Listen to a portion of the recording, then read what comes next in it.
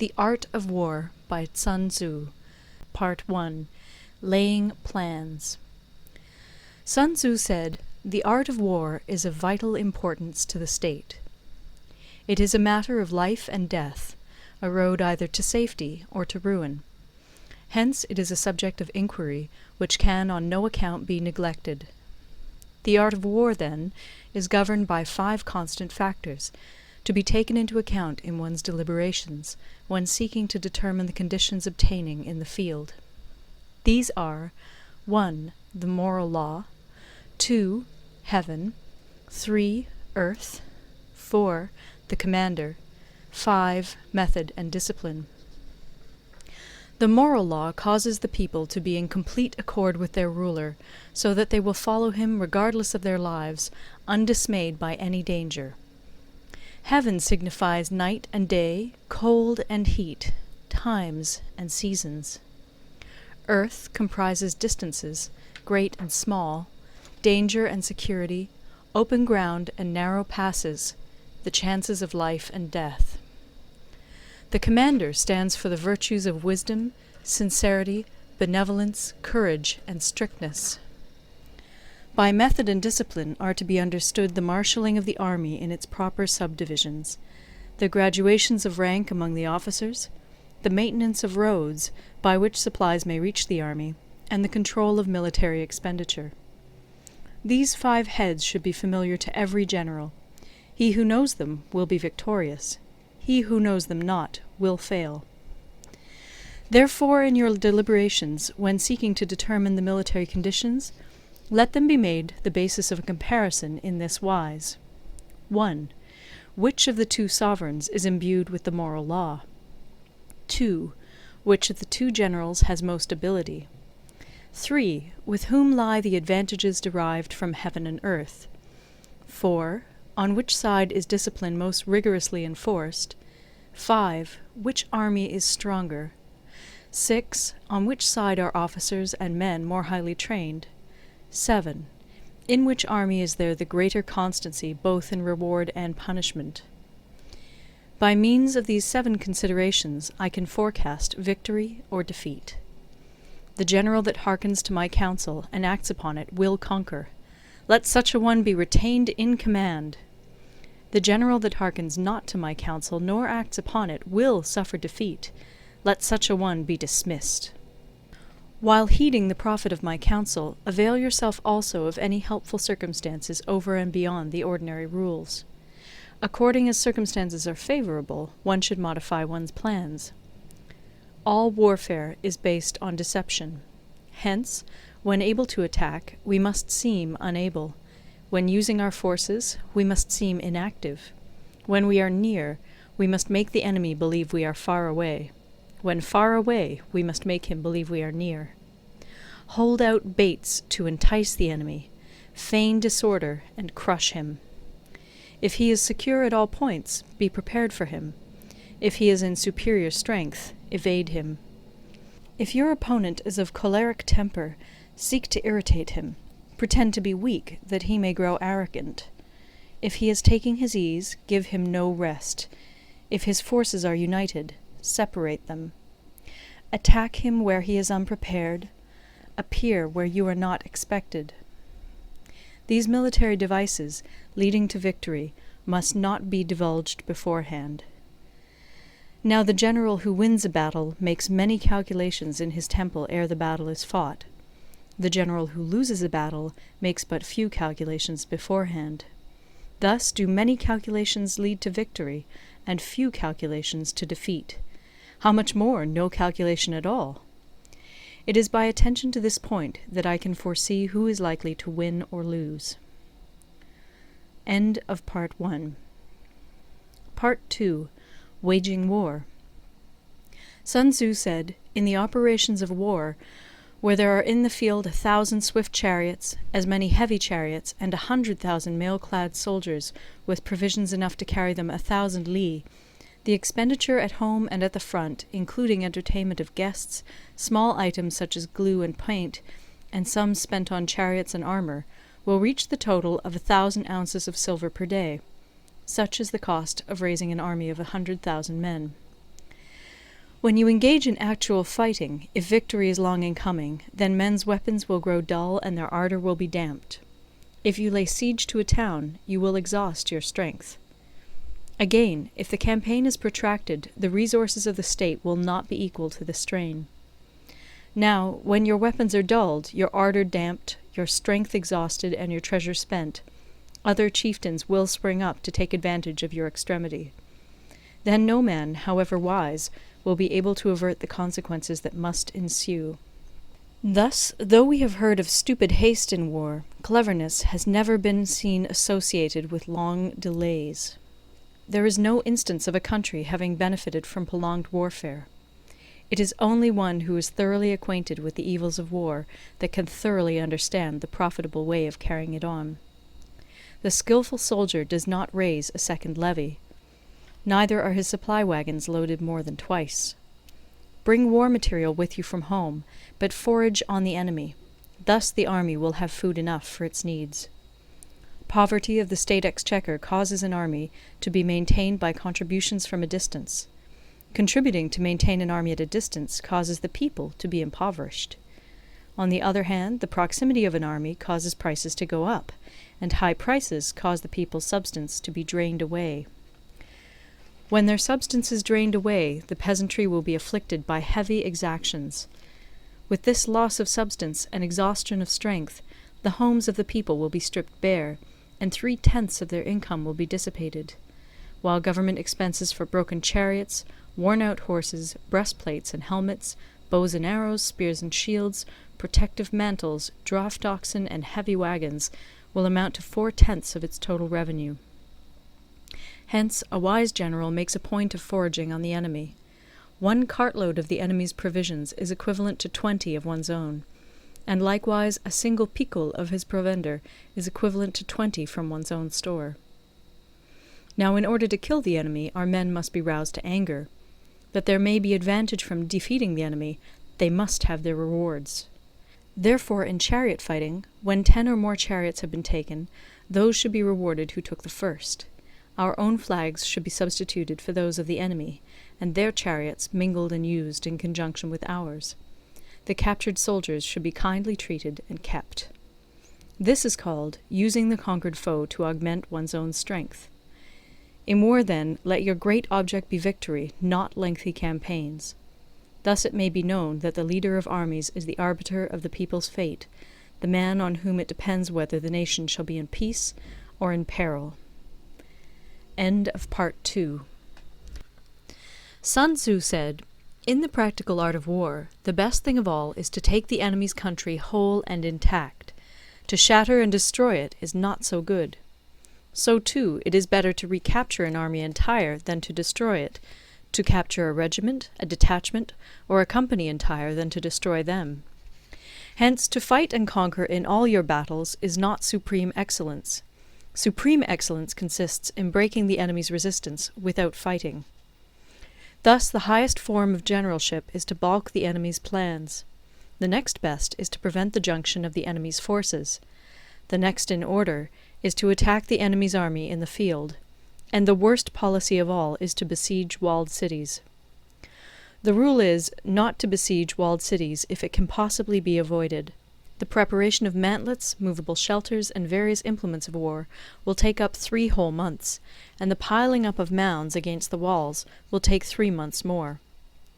The general, unable to control his irritation, will launch his men to the assault like swarming ants, with the result that 1/3 of his men are slain, while the town still remains untaken. Such are the disastrous effects of a siege. Therefore the skilful leader subdues the enemy's troops without any fighting. He captures their cities without laying siege to them. He overthrows their kingdom without lengthy operations in the field. With his forces intact, he will dispute the mastery of the empire, and thus, without losing a man, his triumph will be complete. This is the method of attacking by stratagem. It is the rule in war, if our forces are 10 to the enemy's 1, to surround him; if 5 to 1, to attack him; if twice as numerous, to divide our army into 2. If equally matched, we can offer battle; if slightly inferior in numbers, we can avoid the enemy; if quite unequal in every way, we can flee from him. Hence, though an obstinate fight may be made by a small force, in the end it must be captured by the larger force. Now the general is the bulwark of the state. If the bulwark is complete at all points, the state will be strong. If the bulwark is defective, the state will be weak. There are 3 ways in which a ruler can bring misfortune upon his army. 1. By commanding the army to advance or to retreat, being ignorant of the fact that it cannot obey. This is called hobbling the army. 2. By attempting to govern an army in the same way as he administers a kingdom, being ignorant of the conditions which obtain in an army. This causes restlessness in the soldiers' minds. 3. By employing the officers of his army without discrimination through ignorance of the military principle of adaptation to circumstances. This shakes the confidence of the soldiers. But when the army is restless and distrustful, trouble is sure to come from the other feudal princes. This is simply bringing anarchy into the army, and flinging victory away. Thus we may know that there are 5 essentials for victory. 1. He will win who knows when to fight and when not to fight. 2. He will win who knows how to handle both superior and inferior forces. 3. He will win whose army is animated by the same spirit throughout all its ranks. 4. He will win who, prepared himself, waits to take the enemy unprepared. 5. He will win who has military capacity and is not interfered with by the sovereign. Hence the saying, if you know the enemy and know yourself, you need not fear the result of 100 battles. If you know yourself, but not the enemy, for every victory gained you will also suffer a defeat. If you know neither the enemy nor yourself, you will succumb in every battle. End of Part 3. Part 4. Tactical Dispositions. Sunzi said, "The good fighters of old first put themselves beyond the possibility of defeat, and then waited for an opportunity of defeating the enemy. To secure ourselves against defeat lies in our own hands, but the opportunity of defeating the enemy is provided by the enemy himself. Thus the good fighter is able to secure himself against defeat, but cannot make certain of defeating the enemy. Hence the saying, one may know how to conquer without being able to do it." Security against defeat implies defensive tactics. Ability to defeat the enemy means taking the offensive. Standing on the defensive indicates insufficient strength. Attacking, a superabundance of strength. The general who is skilled in defense hides in the most secret recesses of the earth. He who is skilled in attack flashes forth from the topmost heights of heaven. Thus, on the one hand, we have ability to protect ourselves, on the other, a victory that is complete. To see victory only when it is within the ken of the common herd is not the acme of excellence. Neither is it the acme of excellence if you fight and conquer, and the whole empire says, "Well done!" To lift an autumn hair is no sign of great strength.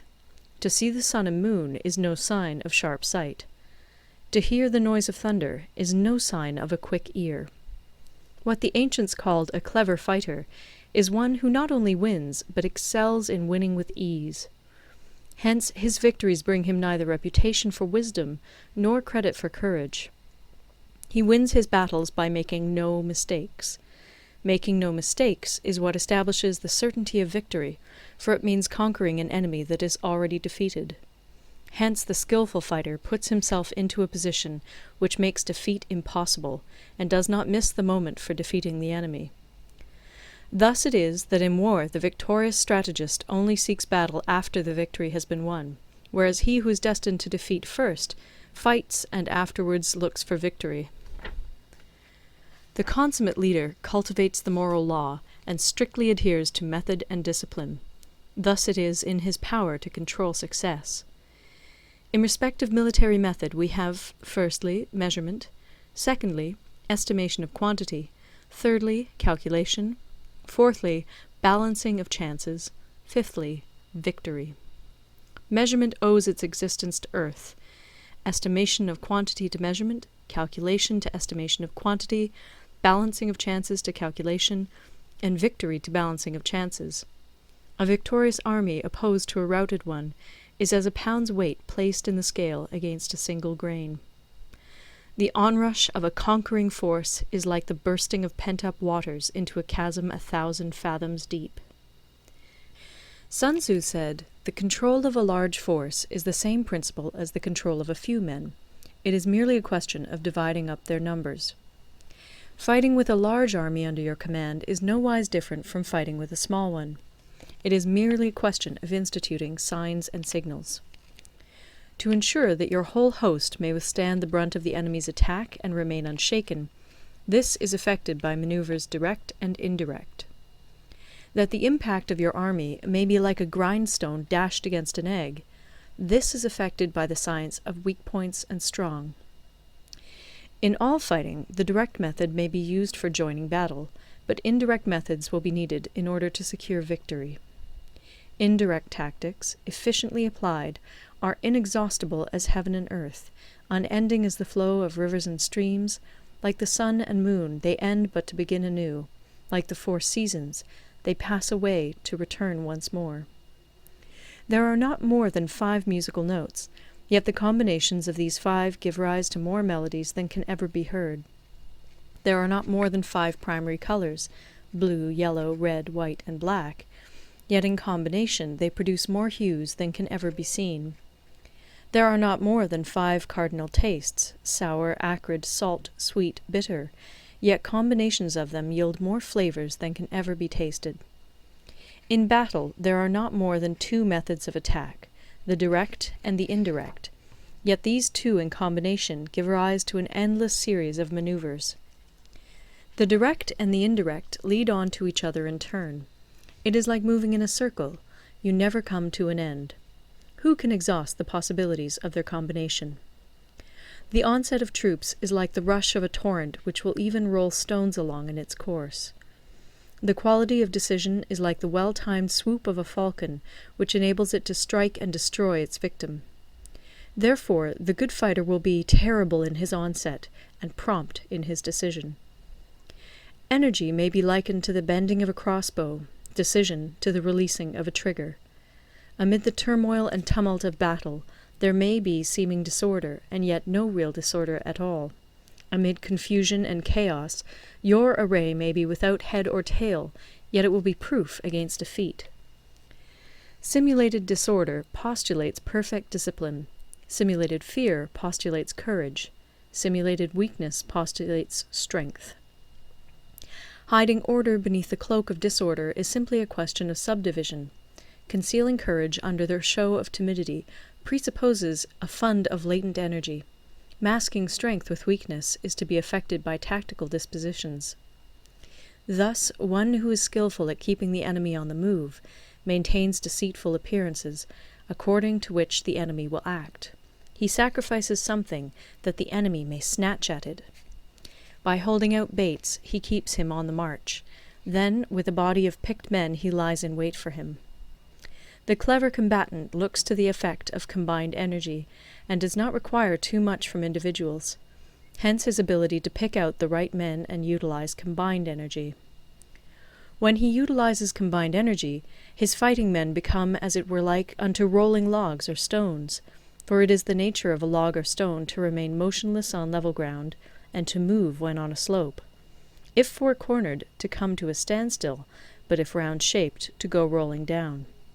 Thus the energy developed by good fighting men is as the momentum of a round stone rolled down a mountain thousands of feet in height. So much on the subject of energy. End of Part 5. Part 6. Weak Points and Strong. Sunzi said, "Whoever is first in the field and awaits the coming of the enemy will be fresh for the fight. Whoever is second in the field and has to hasten to battle will arrive exhausted. Therefore, the clever combatant imposes his will on the enemy, but does not allow the enemy's will to be imposed on him. By holding out advantages to him, he can cause the enemy to approach of his own accord, or, by inflicting damage, he can make it impossible for the enemy to draw near. If the enemy is taking his ease, he can harass him. If well supplied with food, he can starve him out. If quietly encamped, he can force him to move. Appear at points which the enemy must hasten to defend. March swiftly to places where you are not expected.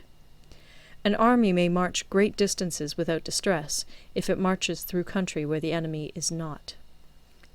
You can be sure of succeeding in your attacks if you only attack places which are undefended.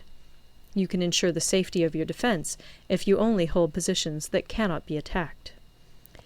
Hence, that general is skillful in attack whose opponent does not know what to defend, and he is skillful in defense whose opponent does not know what to attack. O divine art of subtlety and secrecy! Through you we learn to be invisible, through you inaudible, and hence we can hold the enemy's fate in our hands. You may advance and be absolutely irresistible if you make for the enemy's weak points. You may retire and be safe from pursuit if your movements are more rapid than those of the enemy. If we wish to fight, the enemy can be forced to an engagement even though he be sheltered behind a high rampart and a deep ditch. All we need do is attack some other place that he will be obliged to relieve. If we do not wish to fight, we can prevent the enemy from engaging us even though the lines of our encampment be merely traced out on the ground. All we need do is throw something odd and unaccountable in his way. By discovering the enemy's dispositions and remaining invisible ourselves, we can keep our forces concentrated while the enemy's must be divided. We can form a single united body while the enemy must split up into fractions. Hence there will be a whole pitted against separate parts of a whole, which means that we shall be many to the enemy's few. And if we are able thus to attack an inferior force with a superior one, our opponents will be in dire straits. The spot where we intend to fight must not be made known, for then the enemy will have to prepare against a possible attack at several different points. And his forces being thus distributed in many directions, the numbers we shall have to face at any given point will be proportionately few. For should the enemy strengthen his van, he will weaken his rear. Should he strengthen his rear, he will weaken his van. Should he strengthen his left, he will weaken his right. Should he strengthen his right, he will weaken his left. If he sends reinforcements everywhere, he will everywhere be weak. Numerical weakness comes from having to prepare against possible attacks. Numerical strength from compelling our adversary to make these preparations against us. Knowing the place and the time of the coming battle, we may concentrate from the greatest distances in order to fight. But if neither time nor place be known, then the left wing will be impotent to succour the right equally impotent to succour the left, the van unable to relieve the rear, or the rear to support the van. How much more so if the furthest proportions of the army are anything under 100 li apart, and even the nearest are separated by several li? Though according to my estimate the soldiers of Yue exceed our own in number, that shall advantage them nothing in the matter of victory. I say then that victory can be achieved. Though the enemy be stronger in numbers, we may prevent him from fighting. Scheme so as to discover his plans and the likelihood of their success. Rouse him, and learn the principle of his activity or inactivity. Force him to reveal himself, so as to find out his vulnerable spots. Carefully compare the opposing army with your own, so that you may know where strength is superabundant and where it is deficient. In making tactical dispositions, the highest pitch you can attain is to conceal them. Conceal your dispositions, and you will be safe from the prying of the subtlest spies, from the machinations of the wisest brains. How victory may be produced for them out of the enemy's own tactics, that is what the multitude cannot comprehend.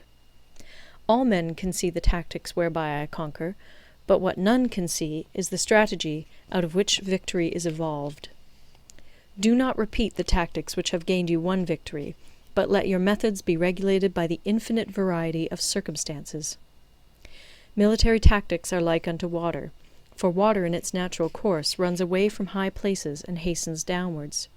So in war, the way is to avoid what is strong and to strike at what is weak.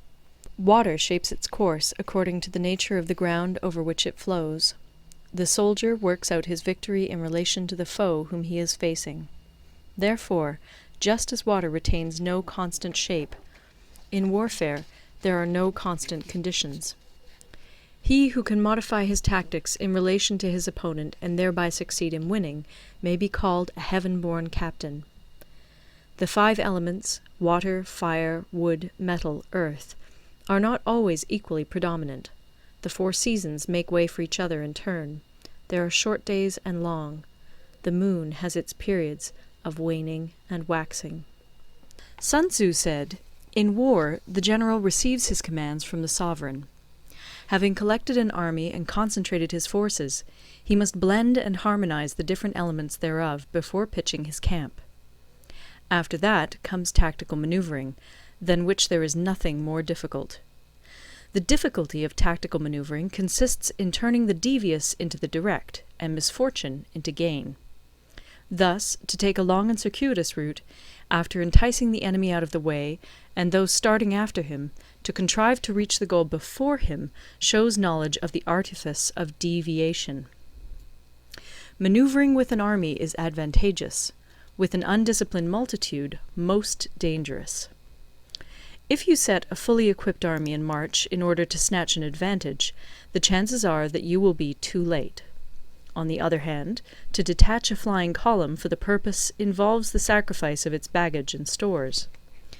Thus, if you order your men to roll up their buff coats and make forced marches without halting day or night, covering double the usual distance at a stretch, doing 100 li in order to wrest an advantage, the leaders of all your 3 divisions will fall into the hands of the enemy.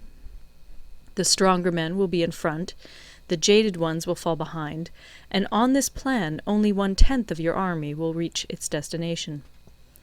If you march 50 li in order to outmaneuver the enemy, you will lose the leader of your first division, and only half your force will reach the goal. If you march 30 li with the same object, 2/3 of your army will arrive. We may take it then that an army without its baggage train is lost. Without provisions, it is lost. Without bases of supply, it is lost. We cannot enter into alliances until we are acquainted with the designs of our neighbours.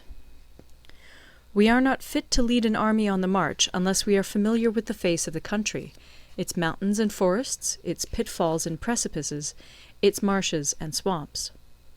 We shall be unable to turn natural advantage to account unless we make use of local guides.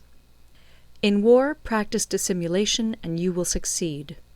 Whether to concentrate or to divide your troops must be decided by circumstances. Let your rapidity be that of the wind, your compactness that of the forest. In raiding and plundering be like fire, in immovability like a mountain. Let your plans be dark, and impenetrable as night, and when you move, fall like a thunderbolt. When you plunder a countryside, let the spoil be divided amongst your men. When you capture new territory, cut it up into allotments for the benefit of the soldiery. Ponder and deliberate before you make a move. He will conquer who has learnt the artifice of deviation. Such is the art of manoeuvring. The Book of Army Management says, "On the field of battle, the spoken word does not carry far enough. Hence the institution of gongs and drums. Nor can ordinary objects be seen clearly enough. Hence the institution of banners and flags. Gongs and drums, banners and flags, are means whereby the ears and eyes of the host may be focused on one particular point. The host thus forming a single united body, it is impossible either for the brave to advance alone, or for the cowardly to retreat alone. This is the art of handling large masses of men. In night fighting, then, make much use of signal flyers and drums, and in fighting by day, of flags and banners, as a means of influencing the ears and eyes of your army. A whole army may be robbed of its spirit. A commander-in-chief may be robbed of his presence of mind. Now, a soldier's spirit is keenest in the morning, by noonday it has begun to flag, and in the evening his mind is bent only on returning to camp. A clever general, therefore, avoids an army when its spirit is keen, but attacks it when it is sluggish and inclined to return. This is the art of studying moods. Disciplined and calm, to await the appearance of disorder and hubbub amongst the enemy. This is the art of retaining self-possession.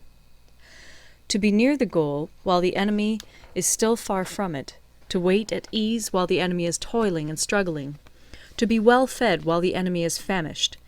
This is the art of husbanding one's strength. To refrain from intercepting an enemy whose banners are in perfect order, To refrain from attacking an army drawn up in calm and confident array, this is the art of studying circumstances. It is a military axiom not to advance uphill against the enemy, nor to oppose him when he comes downhill. Do not pursue an enemy who simulates flight. Do not attack soldiers whose temper is keen. Do not swallow bait offered by the enemy. Do not interfere with an army that is returning home.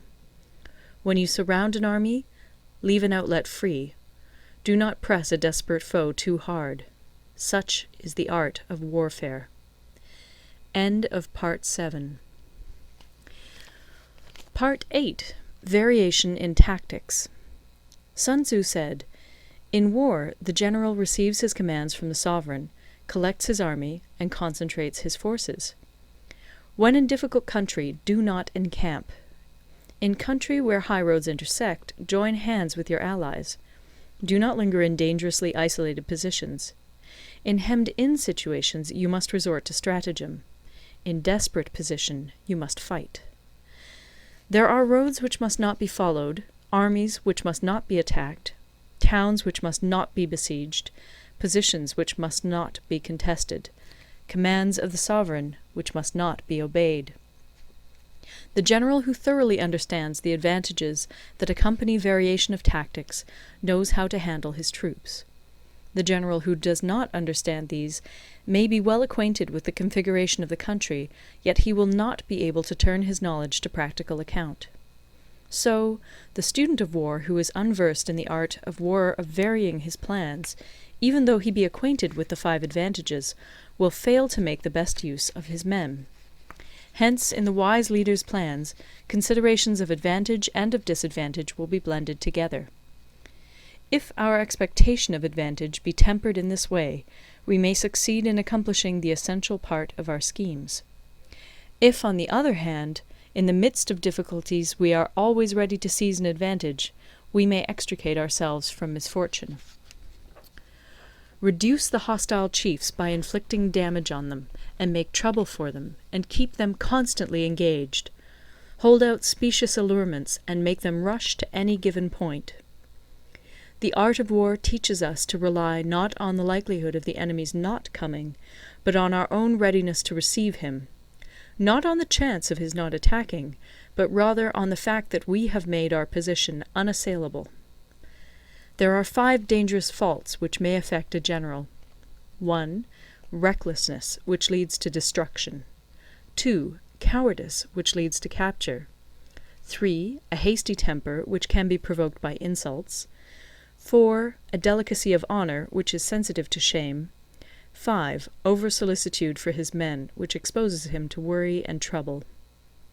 These are the 5 besetting sins of a general, ruinous to the conduct of war.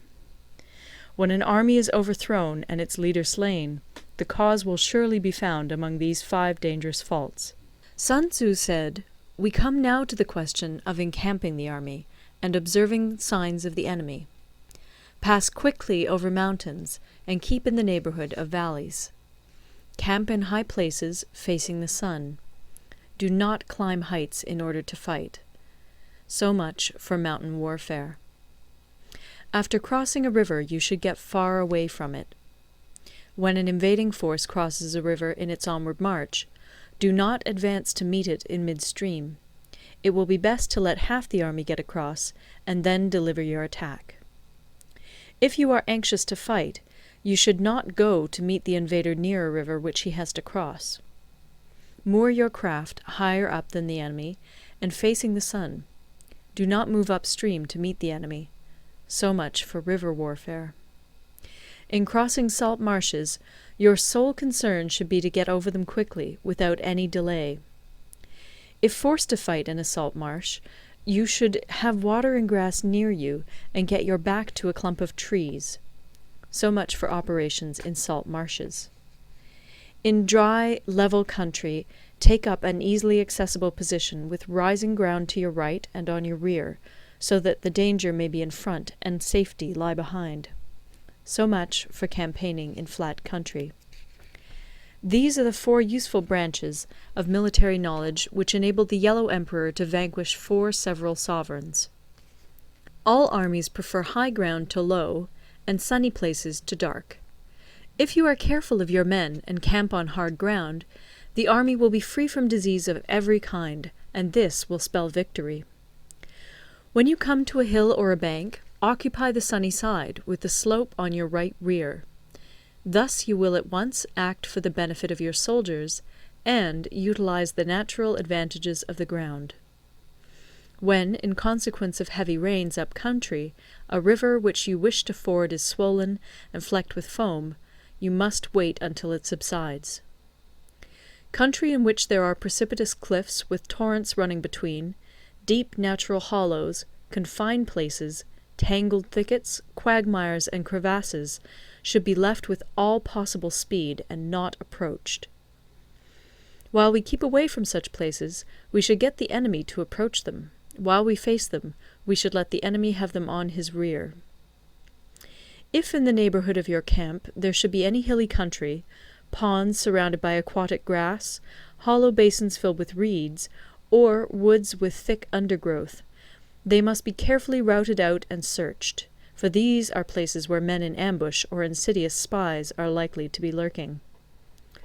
When the enemy is close at hand and remains quiet, he is relying on the natural strength of his position. When he keeps aloof and tries to provoke a battle, he is anxious for the other side to advance. If his place of encampment is easy of access, he is tendering a bait. Movement amongst the trees of a forest shows that the enemy is advancing. The appearance of a number of screens in the midst of thick grass means that the enemy wants to make us suspicious. The rising of birds in their flight is the sign of an ambuscade. Startled beasts indicate that a sudden attack is coming. When there is dust rising in a high column, it is the sign of chariots advancing. When the dust is low, but spread over a wide area, it betokens the approach of infantry. When it branches out in different directions, it shows that parties have been sent to collect firewood. A few clouds of dust, moving to and fro, signify that the army is encamping. Humble words and increased preparations are signs that the enemy is about to advance. Violent language and driving forward as if to the attack are signs that he will retreat. When the light chariots come out first and take up a position on the wings, it is a sign that the enemy is forming for battle. Peace proposals unaccompanied by a sworn covenant indicate a plot. When there is much running about, and the soldiers fall into rank, it means that the critical moment has come. When some are seen advancing and some retreating, it is a lure. When the soldiers stand leaning on their spears, they are faint from want of food. If those who are sent to draw water begin by drinking themselves, the army is suffering from thirst. If the enemy sees an advantage to be gained and makes no effort to secure it, the soldiers are exhausted. If birds gather on any spot, it is unoccupied. Clamour by night betokens nervousness. If there is a disturbance in the camp, the general's authority is weak. If the banners and flags are shifted about, sedition is afoot. If the officers are angry, it means that the men are weary. When an army feeds its horses with grain and kills its cattle for food, and when the men do not hang their cooking pots over the campfires, showing that they will not return to their tents, you may know that they are determined to fight to the death. The sight of men whispering together in small knots, or speaking in subdued tones, points to disaffection amongst the rank and file. Too frequent rewards signify that the enemy is at the end of his resources. Too many punishments betray a condition of dire distress. To begin by bluster, but afterwards to take fright at the enemy's numbers, shows a supreme lack of intelligence. When envoys are sent with compliments in their mouths, it is a sign that the enemy wishes for a truce. If the enemy's troops march up angrily and remain facing ours for a long time without either joining battle or taking themselves off again, the situation is one that demands great vigilance and circumspection. If our troops are no more in number than the enemy, that is amply sufficient. It only means that no direct attack can be made. What we can do is simply to concentrate all our available strength, keep a close watch on the enemy, and obtain reinforcements. He who exercises no forethought, but makes light of his opponents, is sure to be captured by them. If soldiers are punished before they have grown attached to you, they will not prove submissive. And, unless submissive, they will be practically useless. If, when the soldiers have become attached to you, punishments are not enforced, they will still be useless. Therefore, soldiers must be treated in the first instance with humanity, but kept under control by means of iron discipline. This is a certain road to victory. If in training soldiers commands are habitually enforced, the army will be well disciplined. If not, its discipline will be bad. If a general shows confidence in his men, but always insists on his orders being obeyed, the gain will be mutual. End of Part 9. Part 10. Terrain. Sun Tzu said, we may distinguish 6 kinds of terrain, to wit, 1. Accessible ground, 2. Entangling ground, 3. Temporizing ground, 4. Narrow passes, 5. Precipitous heights, 6. Positions at a great distance from the enemy. Ground which can be freely traversed by both sides is called accessible. With regard to ground of this nature, be before the enemy in occupying the raised and sunny spots, and carefully guard your line of supplies. Then you will be able to fight with advantage. Ground which can be abandoned but is hard to reoccupy is called entangling. From a position of this sort, if the enemy is unprepared, you may sally forth and defeat him. But if the enemy is prepared for your coming, and you fail to defeat him, then, return being impossible, disaster will ensue. When the position is such that neither side will gain by making the first move, it is called temporizing ground. In a position of this sort, even though the enemy should offer us an attractive bait, it will be advisable not to stir forth, but rather to retreat, thus enticing the enemy in his turn.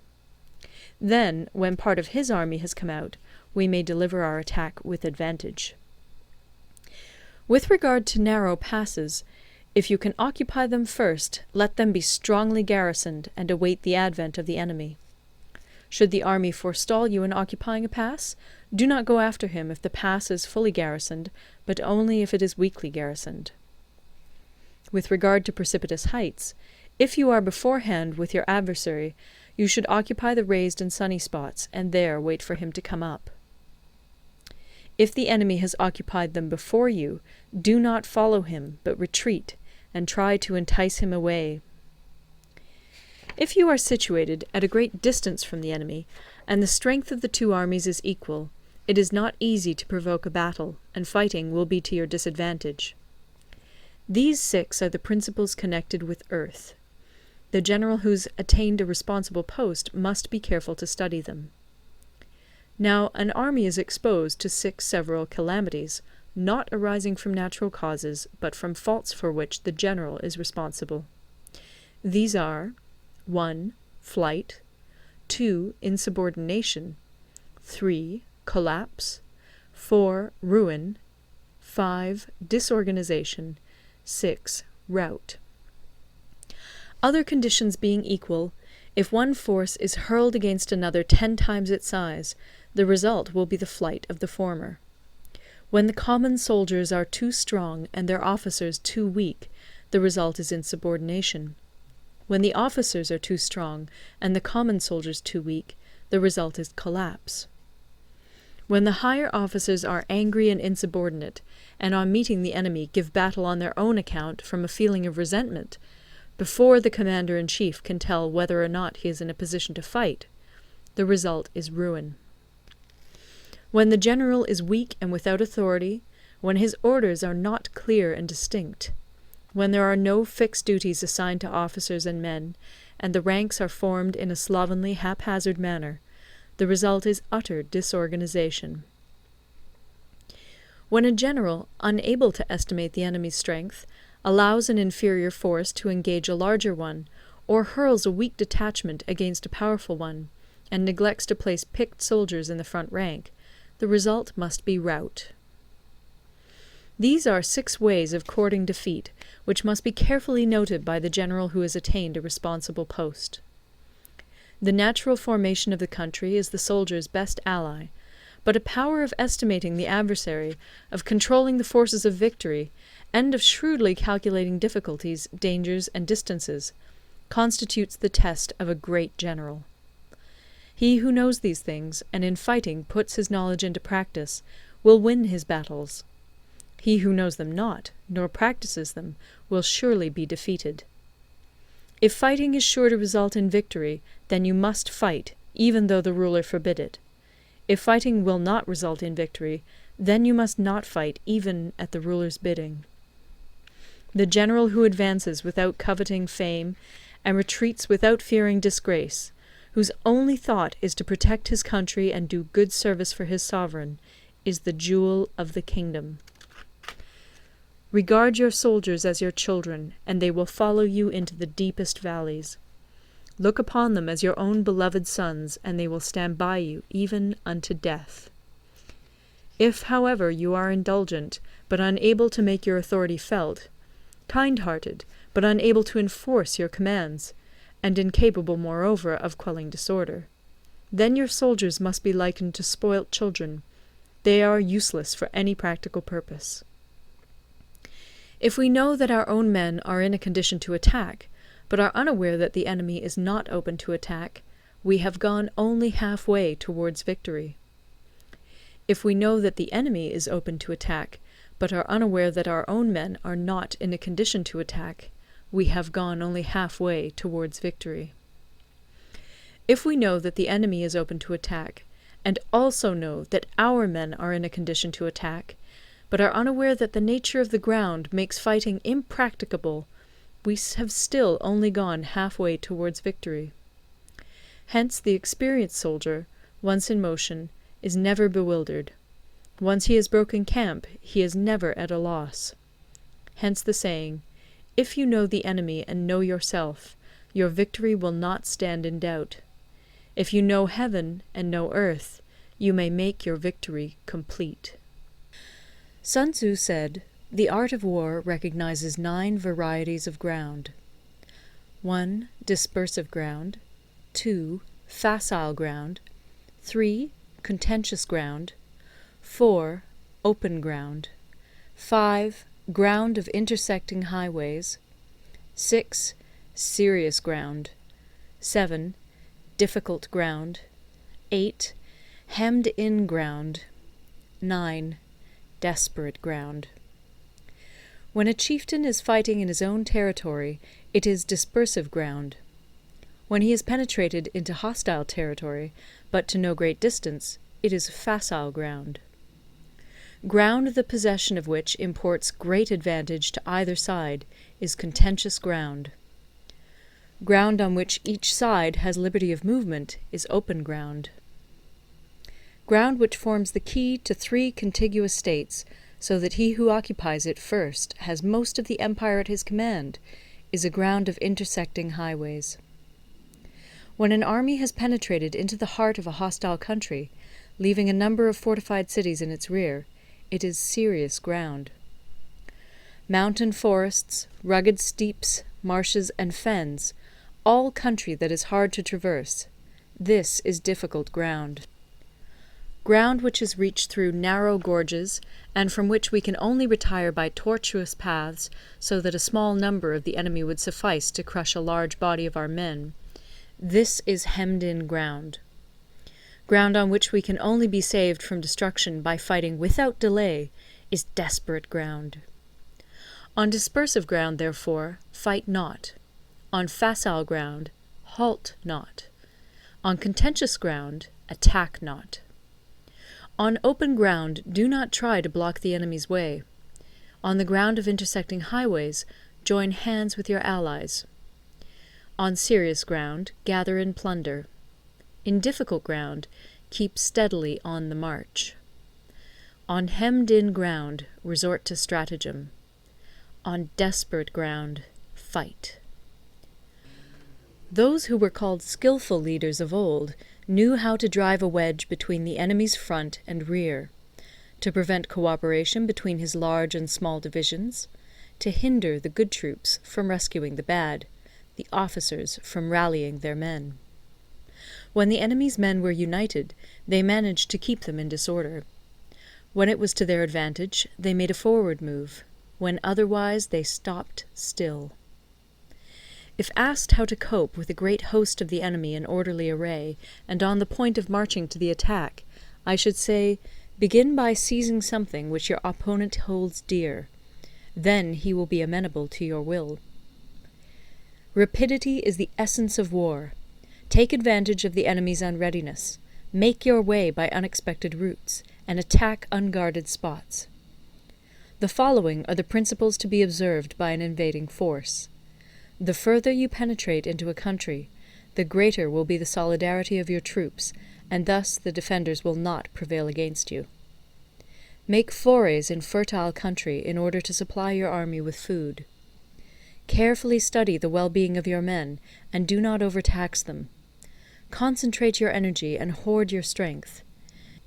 Keep your army continually on the move, and devise unfathomable plans. Throw your soldiers into positions whence there is no escape, and they will prefer death to flight. If they will face death, there is nothing they may not achieve. Officers and men alike will put forth their uttermost strength. Soldiers, when in desperate straits, lose the sense of fear. If there is no place of refuge, they will stand firm. If they are in hostile country, they will show a stubborn front. If there is no help for it, they will fight hard. Thus, without waiting to be marshalled, the soldiers will be constantly on the qui-vive. Without waiting to be asked, they will do your will. Without restrictions, they will be faithful. Without giving orders, they can be trusted. Prohibit the taking of omens, and do away with superstitious doubts.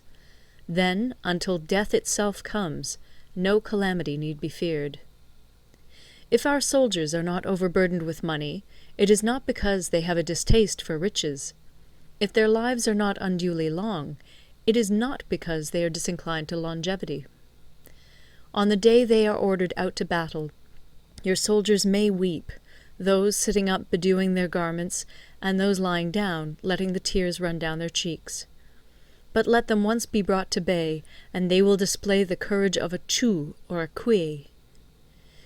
The skilful tactician may be likened to the Shuai-jan. Now, the Shuai-jan is a snake that is found in the Ch'ung Mountains. Strike at its head, and you will be attacked by its tail. Strike at its tail, and you will be attacked by its head. Strike at the middle, and you will be attacked by head and tail both. Asked if an army can be made to imitate the Shuai-jan, I should answer yes. For the men of Wu and the men of Yue are enemies. Yet if they are crossing a river in the same boat and are caught by a storm, they will come to each other's assistance, just as the left hand helps the right. Hence it is not enough to put one's trust in the tethering of horses and the burying of chariot wheels in the ground. The principle on which to manage an army is to set up one standard of courage, which all must reach. How to make the best of both strong and weak, that is a question involving the proper use of ground. Thus, the skilful general conducts his army just as though he were leading a single man, willy-nilly, by the hand. It is the business of a general to be quiet, and thus ensure secrecy, upright and just, and thus maintain order.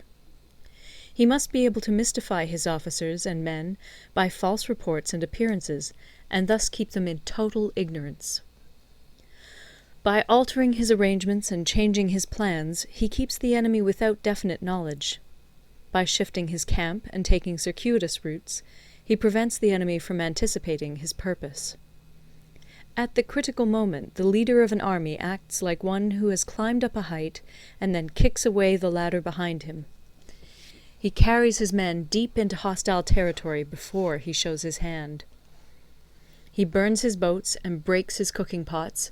Like a shepherd driving a flock of sheep, he drives his men this way and that, and nothing knows whither he is going. To muster his host and bring it into danger, this may be termed the business of the general. The different measures suited to the 9 varieties of ground, the expediency of aggressive or defensive tactics, and the fundamental laws of human nature. These are things that must most certainly be studied. When invading hostile territory, the general principle is that penetrating deeply brings cohesion. Penetrating but a short way means dispersion. When you leave your own country behind and take your army across neighborhood territory, you find yourself on critical ground.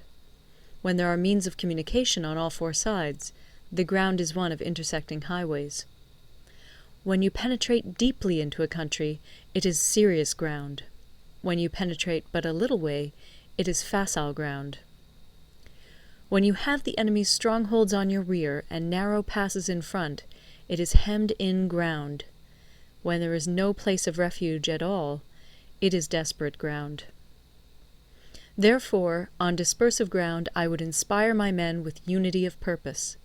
On facile ground, I would see that there is close connection between all parts of my army. On contentious ground, I would hurry up my rear. On open ground, I would keep a vigilant eye on my defences. On ground of intersecting highways, I would consolidate my alliances. On serious ground, I would try to ensure a continuous stream of supplies. On difficult ground, I would keep pushing on along the road. On hemmed-in ground, I would block any way of retreat. On desperate ground, I would proclaim to my soldiers the hopelessness of saving their lives. For it is the soldier's disposition to offer an obstinate resistance when surrounded, to fight hard when he cannot help himself, and to obey promptly when he has fallen into danger. We cannot enter into alliance with neighbouring princes until we are acquainted with their designs. We are not fit to lead an army on the march unless we are familiar with the face of the country, its mountains and forests, its pitfalls and precipices, its marshes and swamps. We shall be unable to turn natural advantages to account unless we make use of local guides.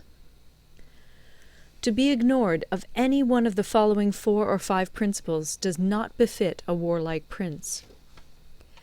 When a warlike prince attacks a powerful state, his generalship shows itself in preventing the concentration of the enemy's forces.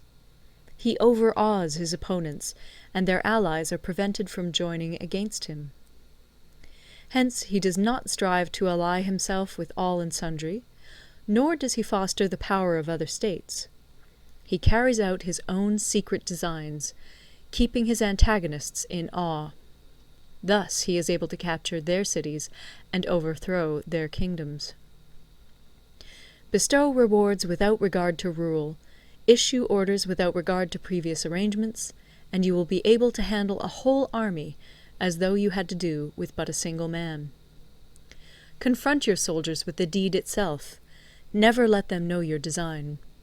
When the outlook is bright, bring it before their eyes, but tell them nothing when the situation is gloomy. Place your army in deadly peril, and it will survive. Plunge it into desperate straits, and it will come off in safety. For it is precisely when a force has fallen into harm's way that it is capable of striking a blow for victory. Success in warfare is gained by carefully accommodating ourselves to the enemy's purpose. By persistently hanging on the enemy's flank, we shall succeed in the long run in killing the commander-in-chief. This is called ability to accomplish a thing by sheer cunning.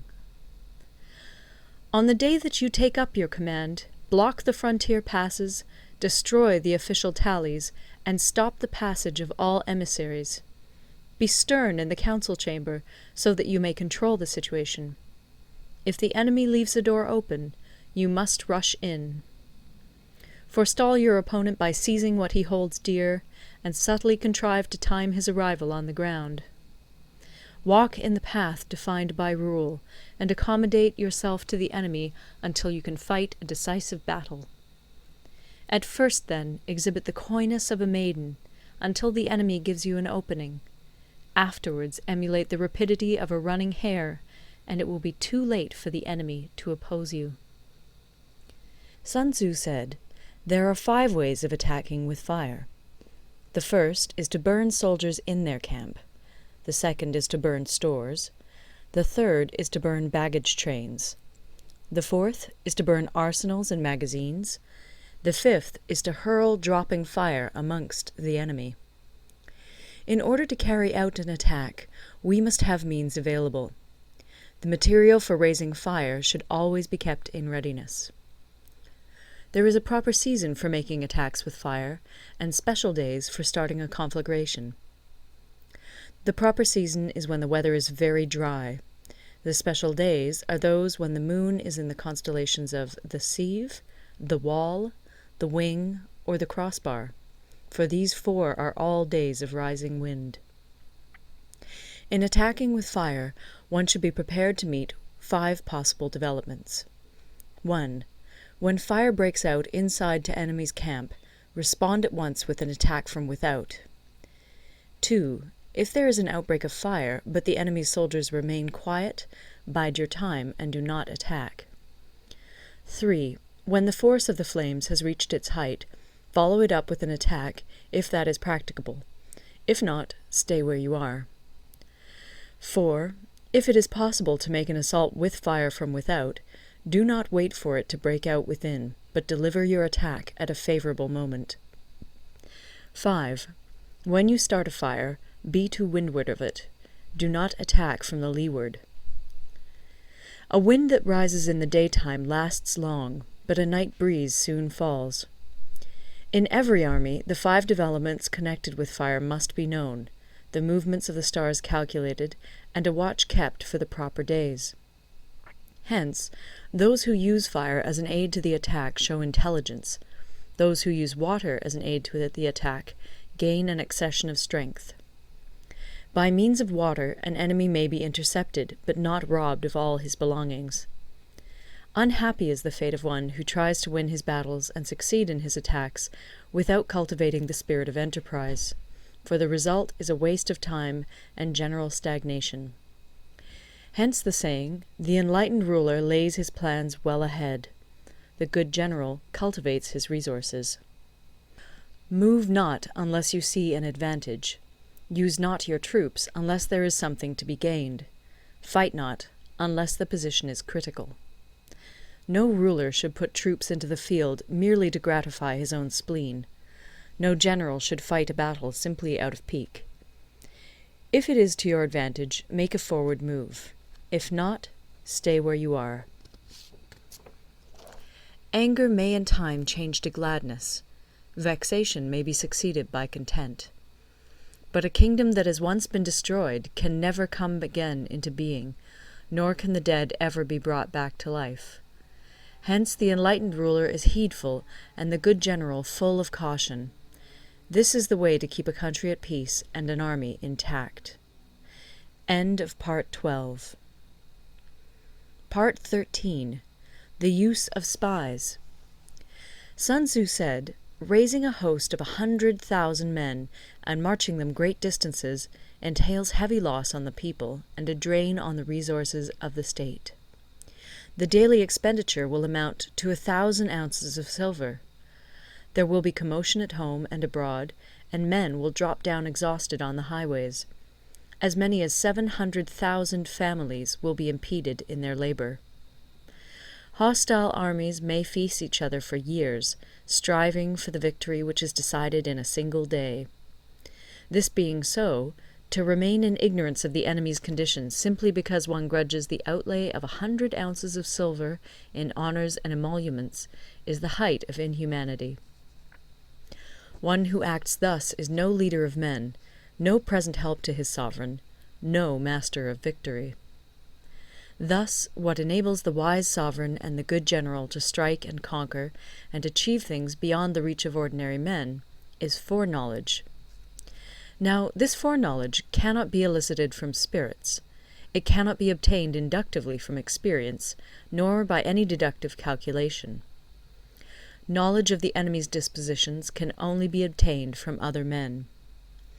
Hence the use of spies, of whom there are 5 classes. 1. Local spies. 2. Inward spies. 3. Converted spies.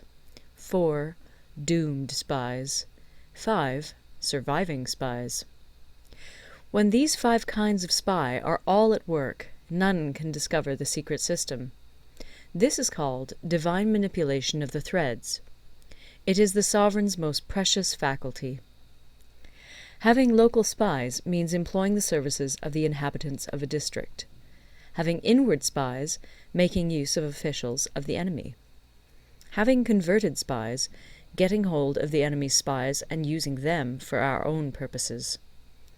Having doomed spies, doing certain things openly for purposes of deception, and allowing our spies to know of them and report them to the enemy. Surviving spies, finally, are those who bring back news from the enemy's camp. Hence it is that none in the whole army are more intimate relations to be maintained than with spies. None should be more liberally rewarded. In no other business should greater secrecy be preserved. Spies cannot be usefully employed without a certain intuitive sagacity. They cannot be properly managed without benevolence and straightforwardness. Without subtle ingenuity of mind, one cannot make certain of the truth of their reports. Be subtle, and use your spies for every kind of business. If a secret piece of news is divulged by a spy before the time is ripe, he must be put to death together with the man to whom the secret was told. Whether the object be to crush an army, to storm a city, or to assassinate an individual, it is always necessary to begin by finding out the names of the attendants, the aides-de-camp, and doorkeepers and sentries of the general in command. Our spies must be commissioned to ascertain these. The enemy's spies, who have come to spy on us, must be sought out, tempted with bribes, led away, and comfortably housed. Thus they will become converted spies and available for our service. It is through the information brought by the converted spy that we are able to acquire and employ local and inward spies. It is owing to this information again that we can cause the doomed spy to carry false tidings to the enemy. Lastly, it is by this information that the surviving spy can be used on appointed occasions. The end and aim of spying in all its 5 varieties is knowledge of the enemy, and this knowledge can only be derived in the first instance from the converted spy. Hence it is essential that the converted spy be treated with the utmost liberality.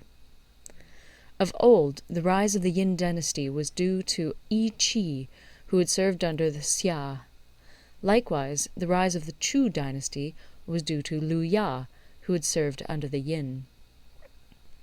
Hence it is only the enlightened ruler and the wise general who will use the highest intelligence of the army for purposes of spying, and thereby they achieve great results. Spies are a most important element in water, because on them depends an army's ability to move. End of the Art of War.